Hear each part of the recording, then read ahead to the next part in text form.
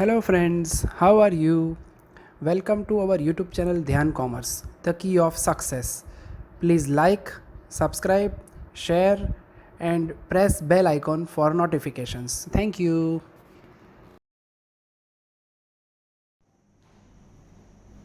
जय Mata ji all dear student, welcome to online lecture of Dhyan Commerce. Dhyan Commerce का online lecture में आप सबका स्वागत है। सिंगल एंट्री का सफर आगे बढ़ाते हुए आज बड़े सम में एक और सम आप जोड़ सकते हो, एग्जांपल नंबर 8। और एग्जांपल नंबर 8 गुजरात यूनिवर्सिटी का सम नहीं है, पर उसमें एक दो ऐसे पॉइंट है जो आपको सिंगल एंट्री में प्रैक्टिस करने चाहिए। तो बहुत ही अच्छा सम कह सकते हो। एग्जांपल नंबर 8 आपको पहुंचना है पेज नंबर 227 पे। मिस्टर चंद्रा, आपके पास टेक्स्ट बुक होना चाहिए, कैलकुलेटर होना चाहिए और नोटबुक होना चाहिए। चलिए तो लेट्स स्टार्ट सिंगल एंट्री का एक और सम, एग्जांपल नंबर 8। लिखा है Mr. Chandra keeps his accounts on single entry system.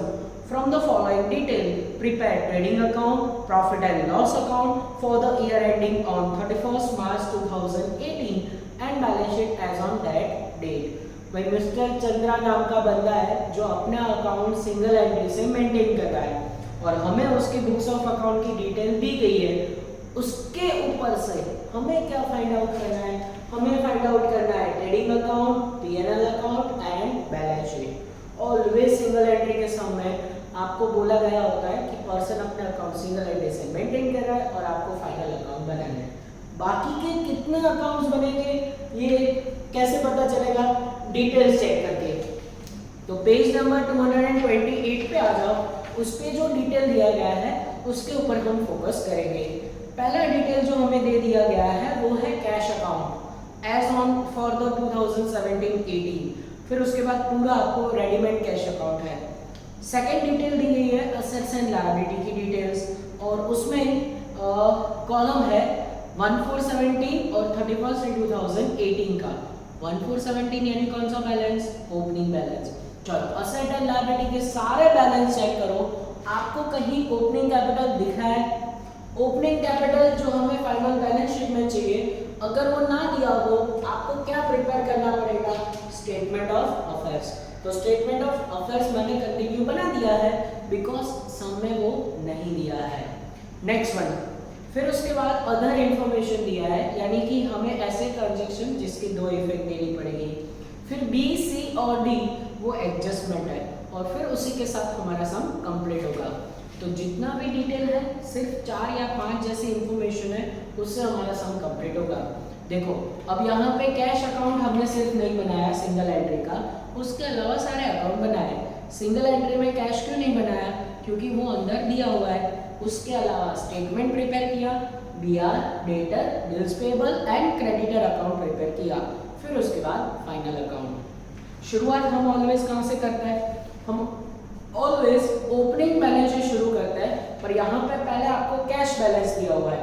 आप चाहो तो कैश बैलेंस से शुरू कर सकते हो, पर हम वही पैटर्न फॉलो करेंगे जो हम अब तक करते आए हुए हैं। सबसे पहले सेकंड डिटेल्स में से हम सिर्फ ओपनिंग बैलेंस राइट डाउन करेंगे, यानी ओपनिंग बैलेंस 1417। आपको सिर्फ 1417 कॉलम दिखना चाहिए। अब शुरुआत कैसे होगी? 1417 opening balance of asset and liability, पहली इफेक्ट कहाँ जाएगी? स्टेटमेंट में। तो फर्स्ट इफेक्ट स्टेटमेंट में, दूसरी पर्टिकुलर अकाउंट्स में, ऐसे इफेक्ट देंगे। और बैलेंस के लिए रूल क्या है?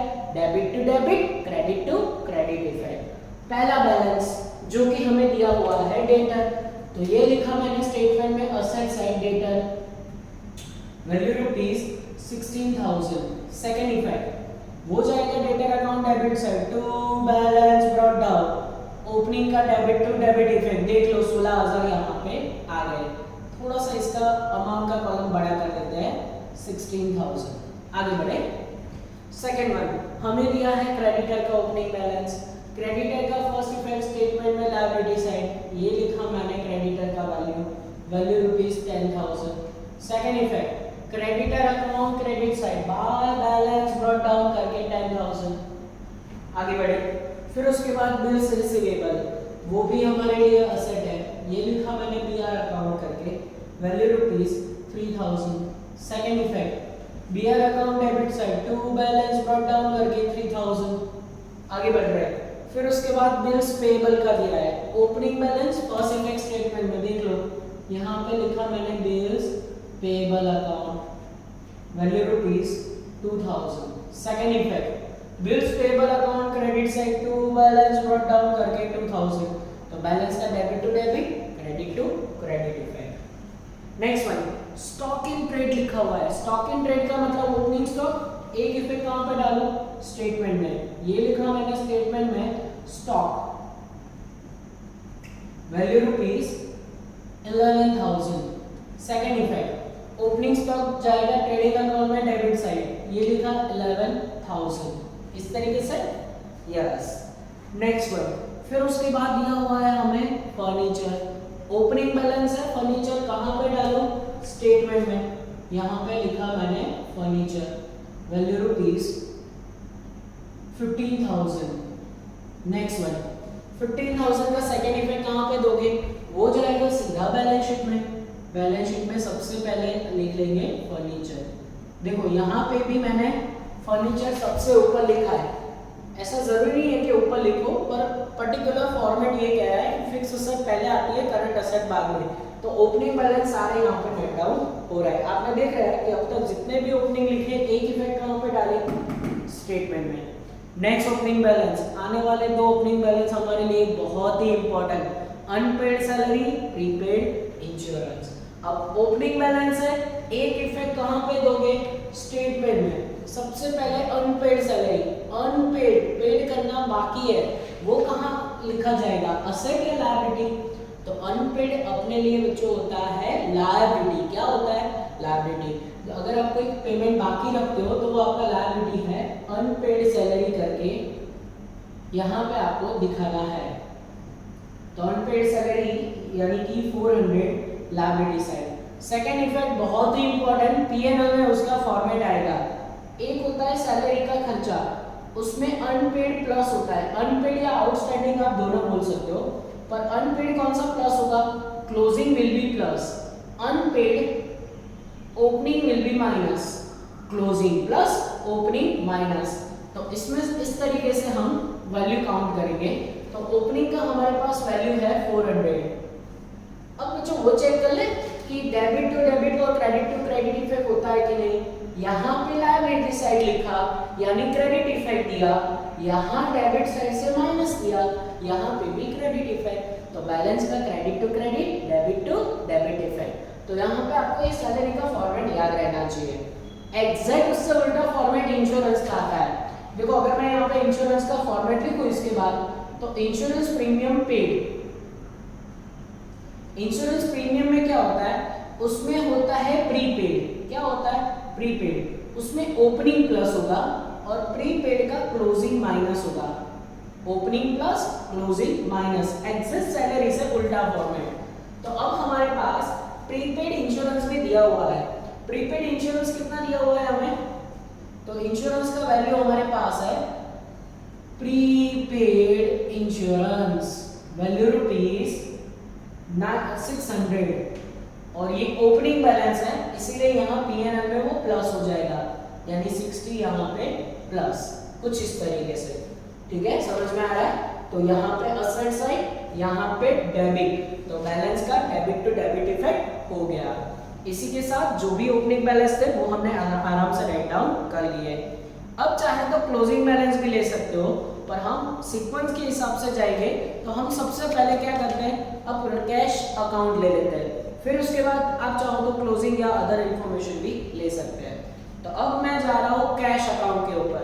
कैश अकाउंट यानी कैश ट्रांजैक्शन, और ट्रांजैक्शन का एक डेबिट इफेक्ट एक क्रेडिट इफेक्ट होना चाहिए।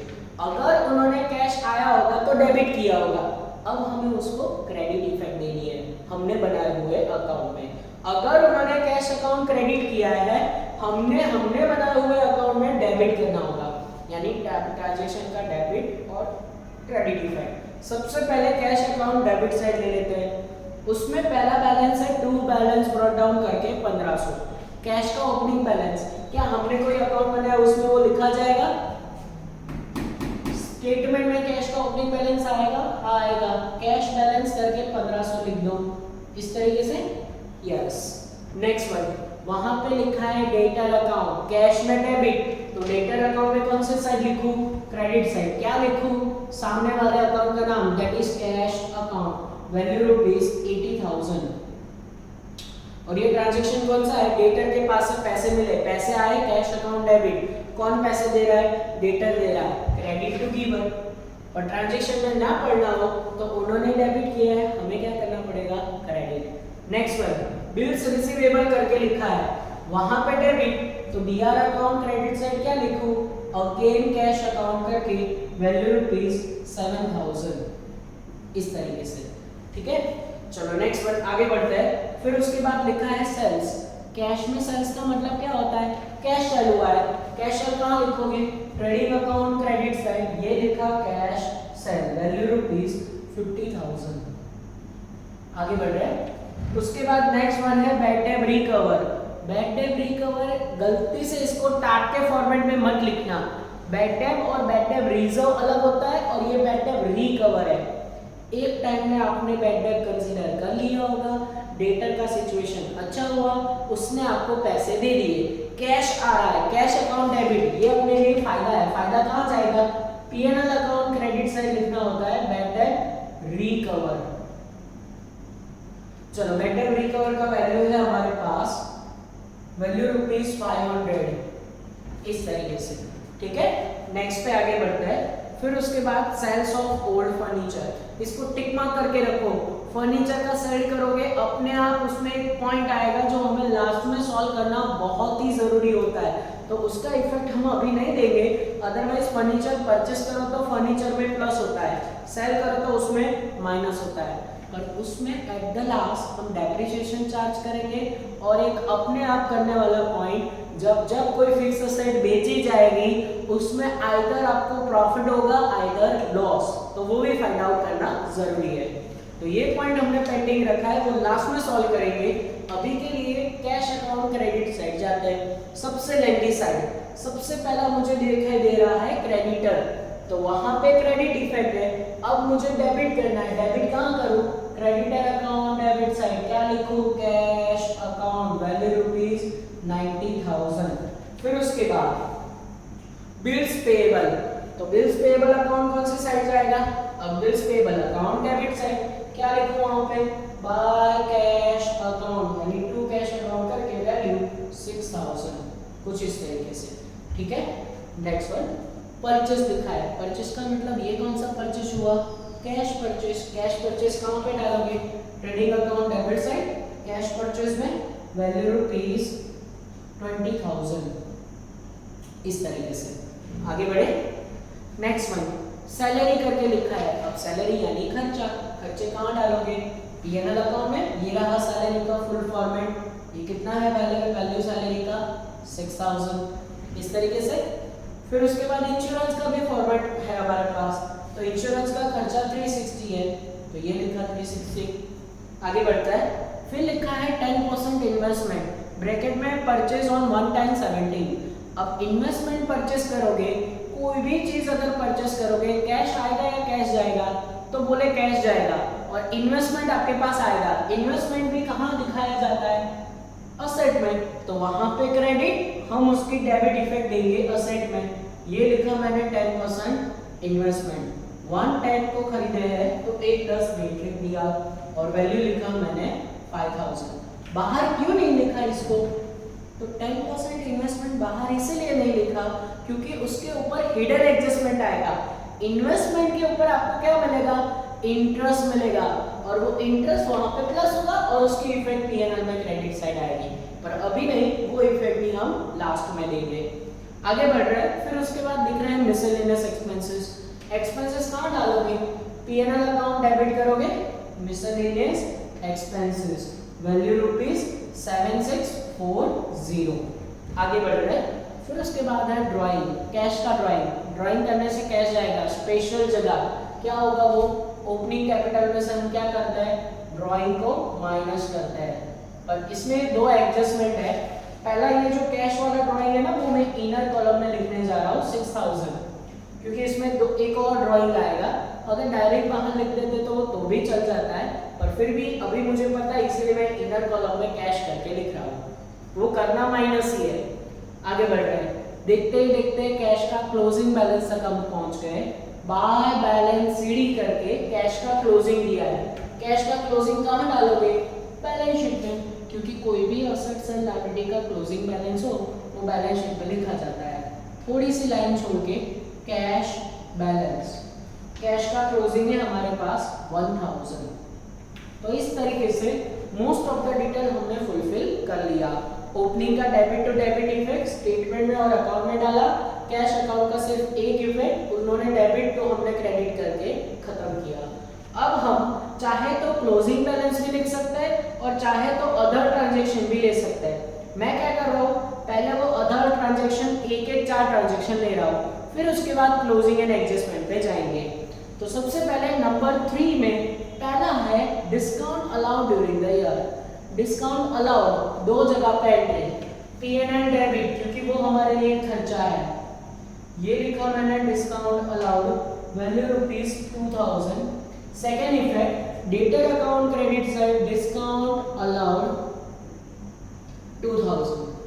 ठीक है, इससे एग्जैक्ट उल्टा डिस्काउंट रिसीव्ड होता है। उन्होंने लिखा है discount earn during the year. Earn बोलो या रिसीव बोलो, दोनों एक ही है। डिस्काउंट अर्न या रिसीव्ड हमारे लिए इनकम है, P&L क्रेडिट। तो डेबिट कौन सा होगा? क्रेडिटर अकाउंट डेबिट होगा, डिस्काउंट रिसीव्ड। आप चाहो तो अलाउड वर्ड भी लिख सकते हो और उसका वैल्यू आप मेंशन करोगे, वैल्यू ₹3000। सेकेंड इफेक्ट आएगी डिस्काउंट रिसीव्ड, वैल्यू ₹3000 करके P&L में। तो इस तरीके से एंट्री हुई। नेक्स्ट है bad debt return of, BD। अब ये BD आप कौन सा समझोगे? Bad debt return, bad debt है रिटर्न ऑफ करना है, तो ये एडजस्टमेंट का कहलाएगा या ट्रायल बैलेंस शीट का?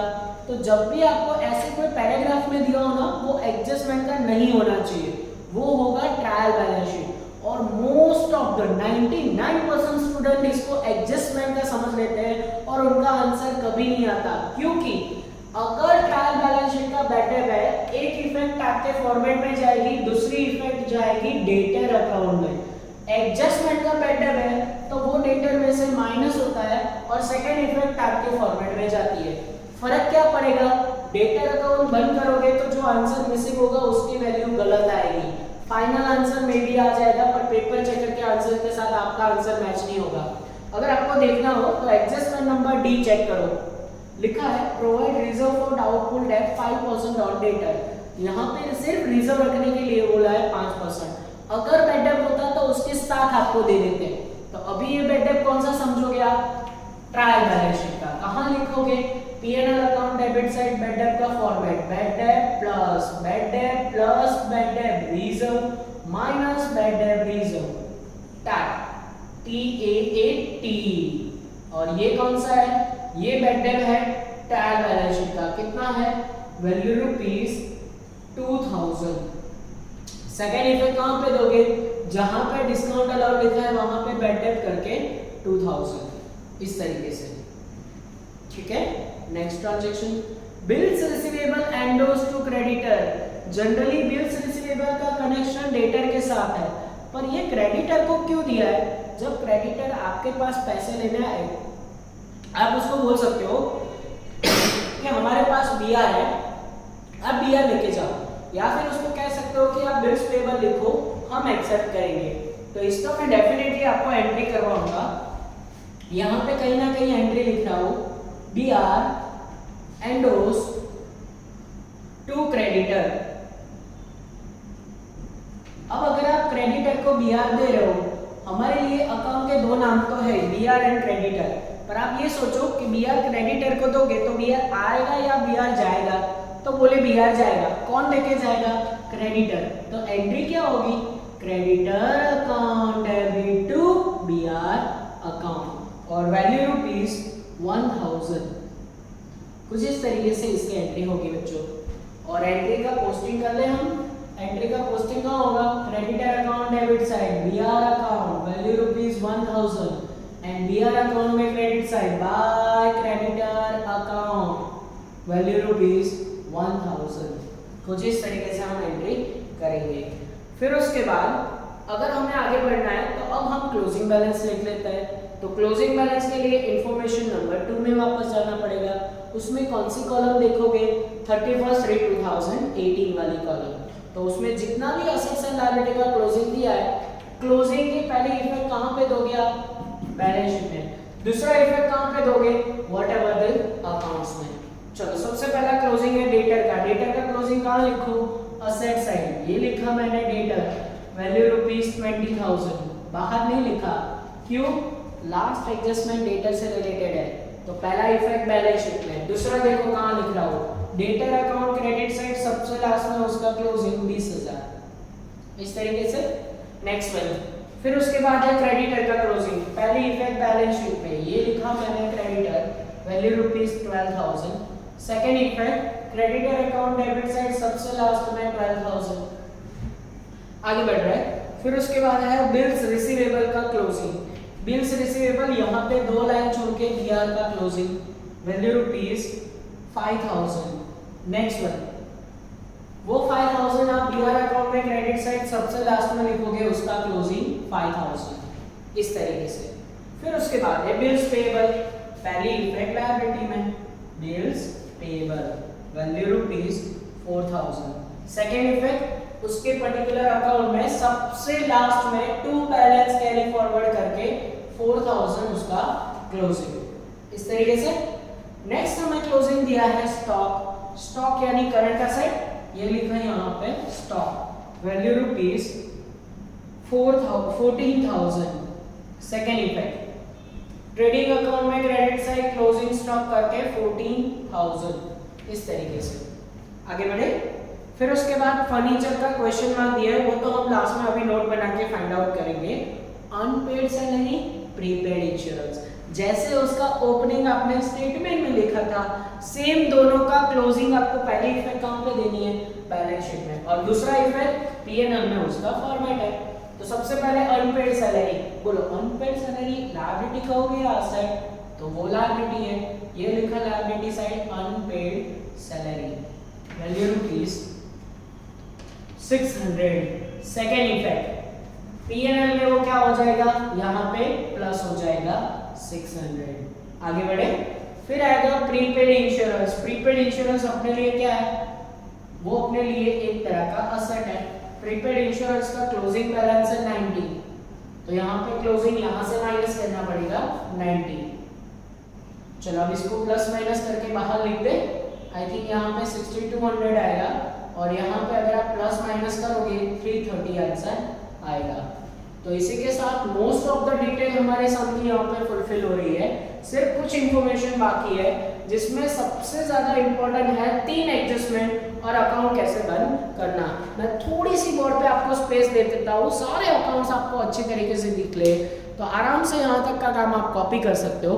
इसके बाद जो भी मैं वर्क करूंगा सब कुछ ब्लू पेन से करूंगा, यानी कि आपको पता चलेगा कि इसके बाद मैंने क्या क्या चीजें और ऐड किया है। चलिए, तो अब एडजस्टमेंट के साथ हम ये सबको पूरा कंप्लीट कर लेंगे, और उसके लिए आपको आना पड़ेगा एडजस्टमेंट नंबर 1 पे। Mister Chandra, the proprietor of business, has taken away the goods costing ₹1000 for his personal use. Mister Chandra अपने लिए घर पे गुड्स लेके गए, goods taken for a personal use. अगर मिस्टर चंद्रा गुड्स लेके गए तो गुड्स के रिलेटेड कोई भी ट्रांजैक्शन हो, उसकी एक इफेक्ट कहां पे आएगी, ट्रेडिंग। गुड्स आएगा या जाएगा, तो मिस्टर चंद्रा लेके गए, ओनर लेके गए, गुड्स जाएगा। कोई भी रीजन की वजह से गुड्स जाएगा, आप उसका इफेक्ट कहां देते हो, ट्रेडिंग अकाउंट क्रेडिट साइड। तो ये है goods taken for personal use.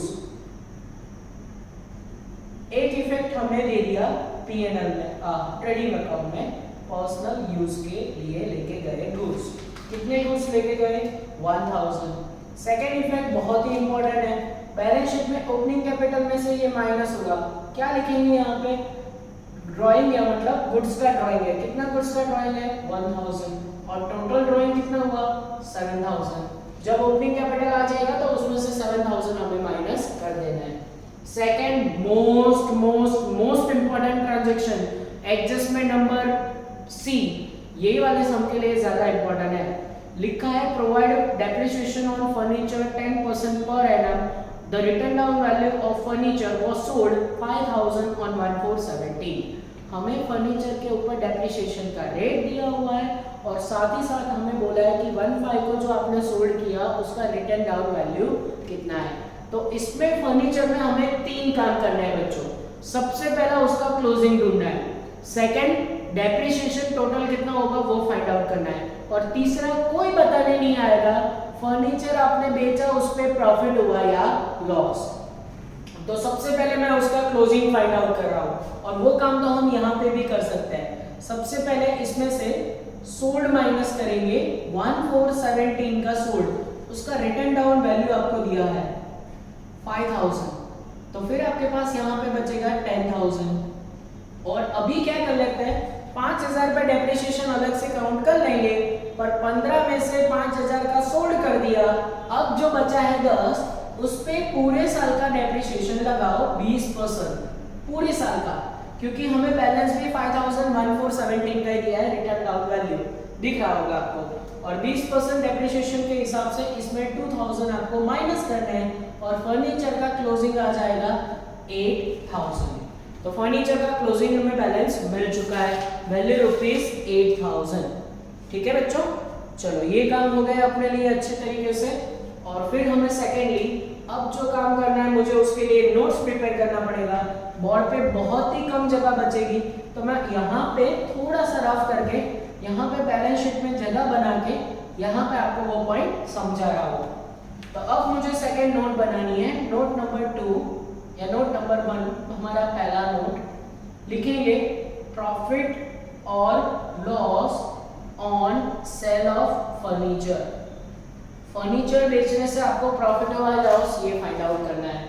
सबसे पहले उसका रिटन डाउन वैल्यू लिखो, कौन सी तारीख को 14 को, कितना है 5000। उस पे समय के हिसाब से डेप्रिसिएशन लगाओ। डेप्रिसिएशन है 5000 पे 20%, और ये आपने कब बेच दिया है, ये बेचा है 1/10 को। देखो कहाँ लिखा है, ऊपर कैश अकाउंट में आपको मिल जाएगा, 1/10 को आपने बेचा है। 1/4 से 1/10 तक का डेप्रिसिएशन हमें माइनस करना जरूरी है।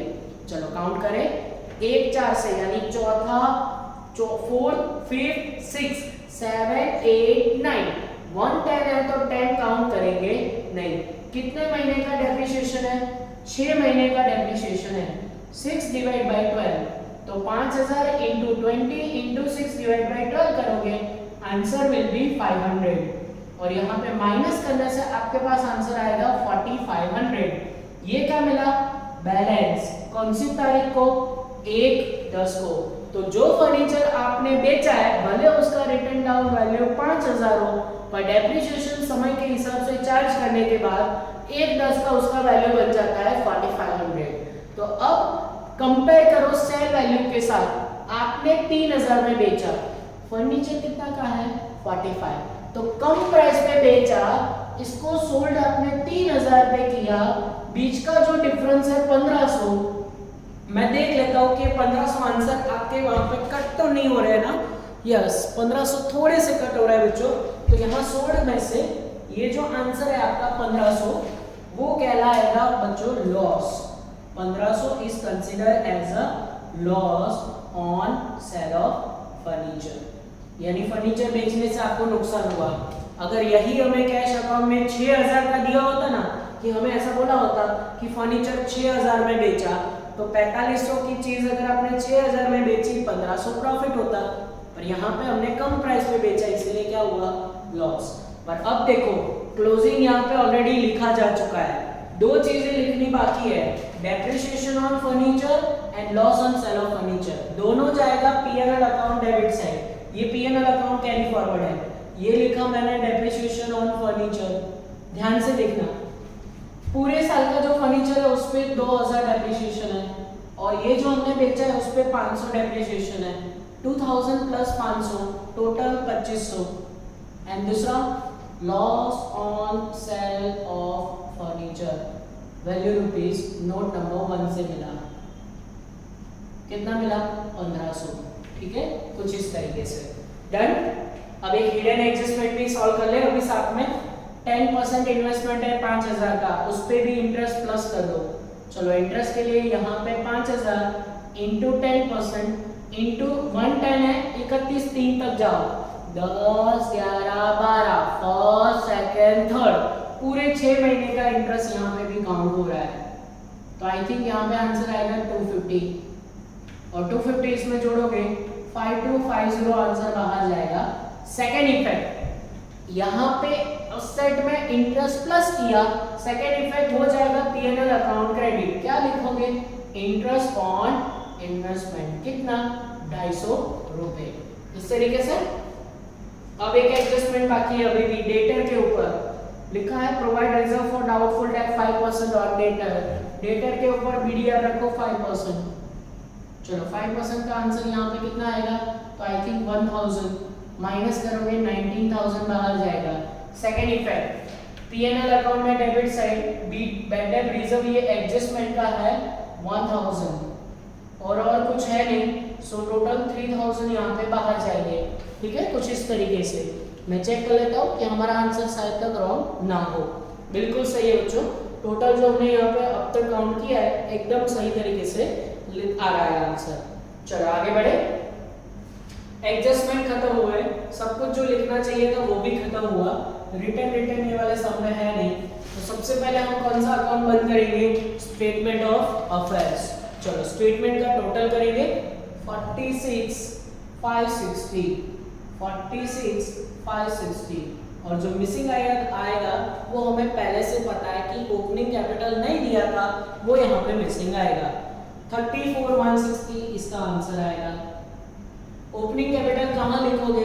देखो सबको है ना सिंगल एंट्री में एडजस्टमेंट और क्लोजिंग के अलावा सब एंट्री आराम से आ जाती है, पर ये थोड़ा सा टेक्निकली ध्यान रख के करने वाला काम है।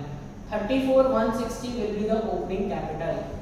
अब बंद करेंगे हम बीआर अकाउंट। बीआर अकाउंट का टोटल करोगे आई थिंक 13,000 आपको आंसर मिलेगा। 13 यहाँ पे रखोगे तो यहाँ मिसिंग आएगा 10,000 और 10,000 के सामने क्या लिखोगे? लिखोगे वहां पे डेटर अकाउंट और डेटर अकाउंट में यहाँ पे सामने वाले अकाउंट का नाम दैट इज बीआर अकाउंट 10,000, क्योंकि इसमें ओपनिंग क्लोजिंग था, कैश था, मिसिंग था डेटर, बीआर रिसीव्ड की एंट्री।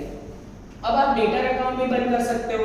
डेबिट साइड का टोटल उसका भी ज्यादा है, 1,14,000 इसका टोटल है, 1,14,000 इसका टोटल और मिसिंग जो होगा वो वैल्यू है 98,000। अब 98,000 क्या है? ओपनिंग है, क्लोजिंग है, कैश है, क्या मिसिंग है? Credit sale. तो ये लिखा मैंने क्रेडिट सेल 98,000। आप चाहो तो इसका टोटल भी बाहर रख सकते हो, थोड़ी देर बाद लिख देंगे। बिल्स पेबल 6 + 4 10,000, यहाँ पे लिखा 10,000, उसमें से 2,000 माइनस किए 8,000। बोलो अब 4 इंफॉर्मेशन में कौन सा मिसिंग है? मिसिंग है भाई क्रेडिटर अकाउंट। और क्रेडिटर अकाउंट कहाँ लिखोगे? डेबिट साइड लिखोगे, सामने वाले अकाउंट का नाम that is bills payable account, value ₹8,000। अब क्रेडिटर अकाउंट भी आप बंद कर सकते हो और क्रेडिटर का टोटल आपके पास आएगा 1,14,000 और उसमें से 10,000 माइनस करोगे 1,04,000 आंसर आएगा। ये क्या मिसिंग है? ओपनिंग है, क्लोजिंग है, कैश है, क्या मिसिंग है? Credit purchase. क्रेडिट परचेज यानी यहाँ पे डाल दे 1,04,000 तो टोटल आएगा 2,24,000 यानी 1,24,000। इस तरीके से बच्चों अब बंद करने की बारी आ चुकी है ट्रेडिंग की। ट्रेडिंग अकाउंट का क्लोजिंग साइड का टोटल यहाँ पे 148 बाहर रखो, उसमें 1,000 एंड 14,000 जोड़ दो तो 1,63,000 आंसर आएगा। 163 यहाँ पे रखा और उसके बाद जो भी मिसिंग है, ओपनिंग स्टॉक बोलना मत, मिसिंग वैल्यू आएगी हमारा जीपी 28,000। जो मेरे पास ऑलरेडी टोटल किए हुए हैं तो मैं वहां से टोटल कॉपी कर रहा हूँ। जीपी 28,000 यहाँ पे रखा। अब चेक करो कि पीएनएल अकाउंट में कौन से साइड का टोटल ज्यादा है। आई थिंक क्रेडिट साइड का टोटल ज्यादा है, 31,750 आंसर आएगा, 31,750 और उसमें से अगर आप डेबिट साइड पूरा माइनस करोगे answer will be net profit, सब कुछ माइनस करोगे आंसर विल बी 8,580। एंड 8580 कहाँ पे रखोगे, यहाँ पे प्लस करोगे नेट प्रॉफिट 8580। जैसे इसमें ये प्लस करके ये माइनस करोगे, बैलेंस शीट में ये बाहर का आंसर आपके पास आएगा 35740। ठीक है, ये आंसर आपके पास बाहर आएगा। और अब अगर बैलेंस शीट के दोनों साइड का टोटल इक्वल हो जाए तो समझो बाबा अमरनाथ बेड़ा पार, पूरा आंसर सही, आपको एक मार्क्स सिंगल एंट्री में नहीं काट सकते। और टोटल आएगा 52340। आप ये टोटल भी चेक कर सकते हो, यही टोटल दोनों साइड मैच हो जाना चाहिए। और अगर सब कुछ सही तरीके से लिखा हो तो टोटल मैच बच्चों हो ही जाएगा। तो ये हुआ आपका अब तक का सबसे अच्छा सम कह सकते हो। Example number 8 mister Chandra. Board पे से जितना भी इंफॉर्मेशन है सब कुछ आराम से कॉपी करो। जो भी लास्ट में मैंने ऐड किया है वो ब्लू पेन से ऐड किया है, तो आपको उसमें कोई दिक्कत नहीं आनी चाहिए। तो सिंगल एंट्री में ये सम भी यहीं पे कंप्लीट होता है। नेक्स्ट लेक्चर में किसी और सम में सफर को आगे बढ़ाएंगे। तब तक के लिए ऑल द बेस्ट एंड जय माता जी। Please like, subscribe, share and press bell icon for notifications.